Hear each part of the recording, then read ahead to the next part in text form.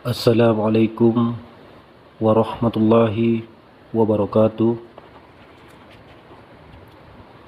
Muhammadin Nabi Sayyidil Mursalin wa ala alihi wa sahbihi Rasulillahi ajma'in. Wa qala Allah Ta'ala fil Qur'anil Karim, A'udzu billahi minasy syaithanir rajim. Bismillahirrahmanirrahim. Wa aqimis sholata lidzikrih. Wa qala Rasulullah sallallahu alaihi wasallam fil hadis, sayati zamanun ala ummati yusalluna wa la yusallun. Sadaqallahul azim. Saudara-saudaraku yang seiman, para pendengar kajian tauhid yang dirahmati Allah, Baginda Rasul Nabi Yuna Muhammad sallallahu alaihi wasallam pernah menyampaikan dan mengutarakan kepada umatnya. Kata beliau, sayati zamanun ala ummati yusalluna wa ala yusallun. Akan datang suatu masa dari waktu terhadap umatku, di mana umatku banyak yang mendirikan ibadah solat, namun sebenarnya mereka itu belumlah mendirikan ibadah solat. Akan tetapi mereka itu baru sebatas mengerjakan perbuatan dan kelakuan solat, yaitu berdiri, ruku, iktidal, sujud dan duduk. Inilah yang dikatakan di dalam ilmu fikih, ahwalun wa af'alun mutatahatun bitakbiri wa muqtatatun bitasbih.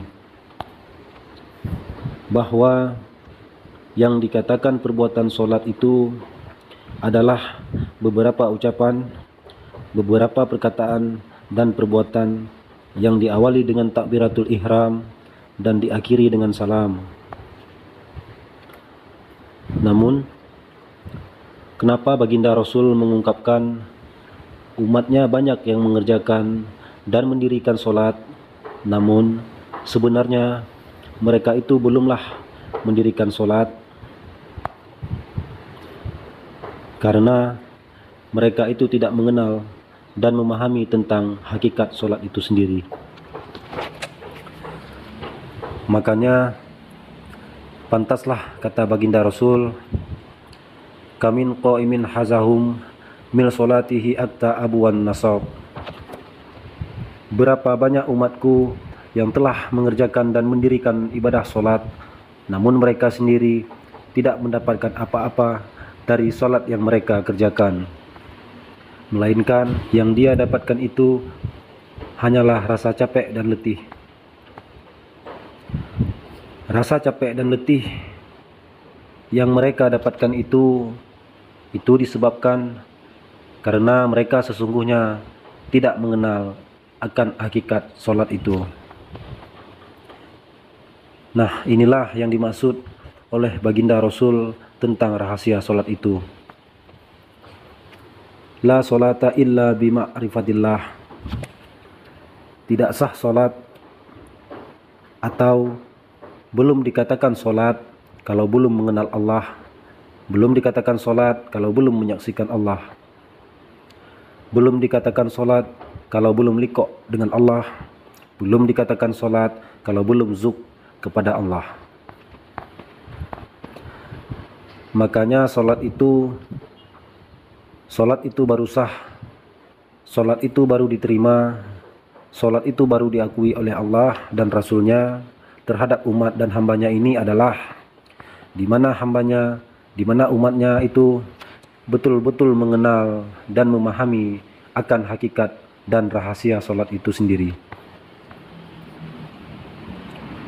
Jadi kalau kita tidak mengenal dan tidak memahami akan rahasia dan hakikat solat itu, saudaraku, walaupun puluhan tahun kita telah mengerjakannya, tetapi kita tidak mengenal dan memahami akan hakikat dan rahasia solat itu, maka solat kita itu itu akan menjadi hampa dan sia-sia belaka. Makanya Rasul katakan, man amila bila ilmin dolaf. Siapa yang beramal lalu amalnya itu tidak diiringi dengan ilmu, maka amal itu adalah amal yang martut atau amal yang tersesat, amal yang hampa dan sia-sia. Kata Rasulullah SAW, hendaklah kita lebih dulu berilmu sebelum kita ini berkata serta beramal. Jadi sebelum kita berbuat, sebelum kita beramal, sebelum kita berbicara, sebelum kita berfatwa, isilah dada kita ini dengan iman, dan isilah kepala kita ini dengan ilmu. Nah, kalau sudah berisi dada kita ini dengan iman, kepalanya dengan ilmu, maka berjalanlah kamu di dalam nur itu, berjalanlah kamu di dalam terang itu. Pasti kamu akan selamat dunia dan akhirat. Jadi kalau kita tidak berilmu dalam melakukan suatu amalan ubudiyah kepada Allah, itu sudah jelas amal kita itu menjadi amal yang hampa dan sia-sia. Inilah amal yang tertipu namanya. Mereka mengira dan menganggap bahwa diri mereka itu telah beramal, akan tetapi sebenarnya mereka telah tertipu dengan diri dan amal mereka sendiri. Makanya Rasulullah mengingatkan kita bagaimana kita beramal tidak tertipu, tidak fata morgana, tidak dalam dugaan dan prasangka kita. Maka hendaklah kita memahami akan setiap apa yang kita lakukan dalam hidup ini. Kalau tidak, ini yang digambarkan bahwa orang-orang yang beramal tidak berilmu, ibaratnya mereka nanti di akhirat bagaikan memikul peti besi yang sangat besar, saudaraku. Dipikulnya peti besi yang sangat besar itu, dan dia mengira dan menyangka bahwa di dalam peti itu tersimpan seluruh pahala solat, puasa, zakat, dan haji, ditambah lagi pahala-pahala ibadah-ibadah sunnahnya. Akan tetapi ketika disuruh oleh Allah untuk membuka peti yang berisi amal-amal soleh itu, pahala-pahala itu, setelah dibuka peti itu, saudaraku, rupanya peti itu ya, yang dikiranya pahala sudah menjadi debu. Tidak ada pahala yang ia dapatkan, tidak ada kebaikan yang diperoleh di sana, karena pahala dan kebaikan yang ia lakukan dalam pandangan mereka yang sudah tersimpan dalam peti itu, itulah dugaan dan sangka mereka sendiri. Nah, inilah yang tertipu, menjadi debu semuanya.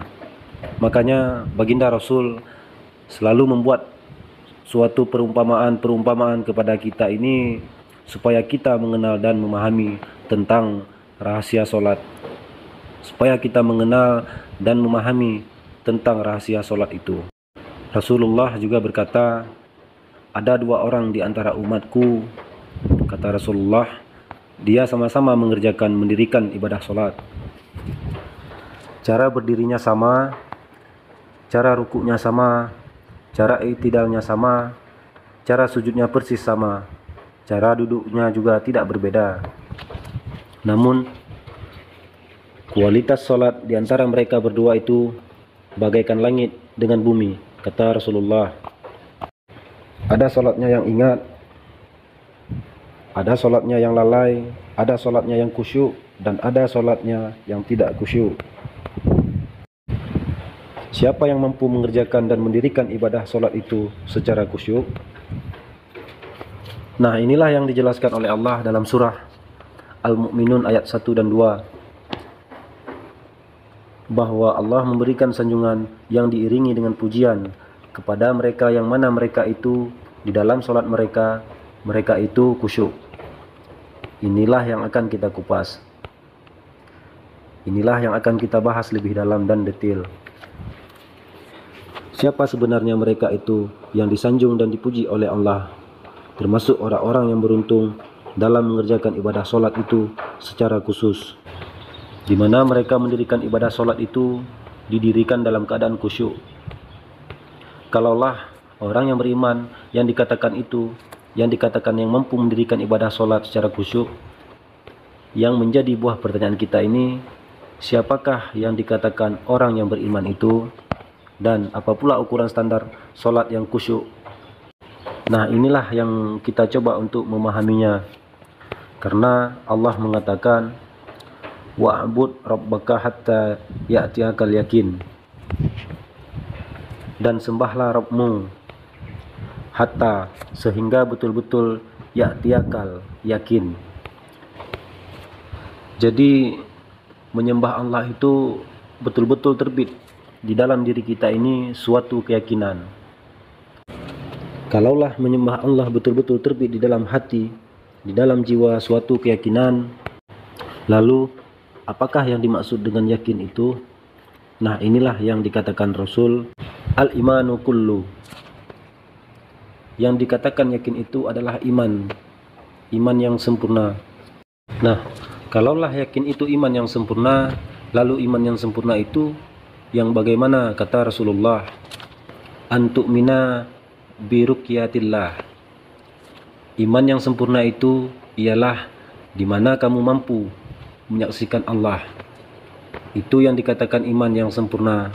Maka kalau kita pahami makna ayat itu secara mendalam, secara hakikat, artinya sembahlah Rabbmu itu sehingga betul-betul kamu memiliki keimanan yang sempurna untuk memandang dan menyaksikan akan Tuhanmu. Jadi maka orang-orang yang mampu menyaksikan Allah secara sempurna itu adalah orang yang beruntung. Bukan hanya sekedar ikrar di lisan, akan tetapi orang yang beriman itu di samping ikrar di lisan, akan tetapi mereka juga mampu memandang dan menyaksikan akan kewujudan dan kezahiran Allah secara sempurna pada dirinya. Kalau kita sudah mampu memandang dan menyaksikan Allah secara sempurna dan utuh, bukan berarti kita ini mempertuhankan diri. Nah, ini mesti diingat saudaraku. Belajar ilmu hakikat ini, belajar ilmu tauhid ini, belajar ilmu makrifat ini, itu bukan ingin menjadi Tuhan, ya, bukan pula ingin ngaku-ngaku sebagai Tuhan. Akan tetapi belajar ilmu tauhid ini dan makrifat ini itu untuk mengenal dan memahami bahwa Allah cuma yang wujud secara mutlak, dan diri kita inilah yang sebenarnya tidak pernah ada sama sekali. Jadi kita nafikan akan diri kita ini terlebih dulu, dan barulah kita nyata Allah. Kenapa saya katakan nyata Allah? Bahwa hanya Allah lah semata-mata yang wujud secara mutlak. Makanya orang-orang yang beriman adalah orang-orang yang telah mampu memandang dan menyaksikan kezahiran Allah secara utuh dan sempurna. Saudaraku, adanya diri kita ini sebenarnya bukanlah kenyataan diri kita. Akan tetapi kenyataan ini hanyalah tempat memandang nyatanya diri Allah semata-mata. Karena Allah lah yang wajib wujud. Allah lah yang wujud berdiri dengan dirinya sendiri. Yang dikatakan qiyamu binafsih, Allah lah yang berdiri dengan dirinya sendiri. Jadi orang-orang yang beriman seperti inilah orang-orang yang beruntung, karena merekalah yang mampu mendirikan ibadah sholat itu secara khusyuk dan hak. Mungkin sekian, semoga ada manfaatnya. Wassalamualaikum warahmatullahi